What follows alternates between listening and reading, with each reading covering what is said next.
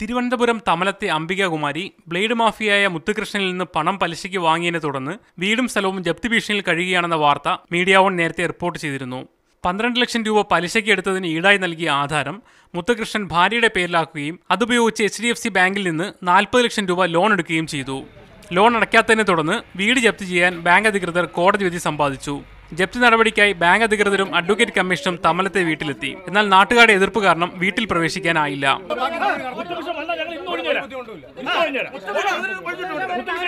സംഭവത്തിന്റെ ആഘാതത്തിൽ ദേഹാസ്വാസ്ഥ്യമുണ്ടായ അംബികാകുമാരിയെ ആശുപത്രിയിൽ പ്രവേശിപ്പിച്ചു.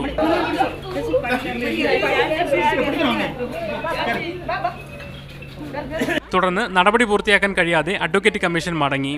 വീട്ടിൽ നിന്ന് ഇറങ്ങേണ്ടി വന്നാൽ വേറൊരു വഴിയും തങ്ങളുടെ മുന്നിലില്ലെന്ന് അംബികാകുമാരിയുടെ മകൻ പറഞ്ഞു. നമ്മുടെ മുമ്പിൽ നമുക്ക് സഹായിച്ച നാട്ടുകാർ മാത്രമേ ഉള്ളൂ, ഞാനും അമ്മയും. നമുക്ക് ഇറങ്ങിപ്പോകാൻ വേറെ വീടൊന്നുമില്ല, പിന്നെ മരിക്കുകയൊന്നുമില്ല, ആത്മഹത്യയൊന്നും ചെയ്യത്തില്ല. ഞാനും അമ്മ എവിടെയെങ്കിലും ജീവിക്കും. ബാങ്ക് അധികൃതരും ബ്ലേഡ് മാഫിയയും തമ്മിലുള്ള ഒത്തുകളിയാണ് ഇതെന്ന് സംശയിക്കുന്നതായി വീട് സന്ദർശിച്ച MLA വി ശിവൻകുട്ടി പറഞ്ഞു. HDFC എന്ന് പറയുന്ന സ്ഥാപനവും ഈ പറയുന്ന സോ കാൾഡ് വ്യക്തി തമ്മിലുള്ള ഒത്തുകളിയാണ്.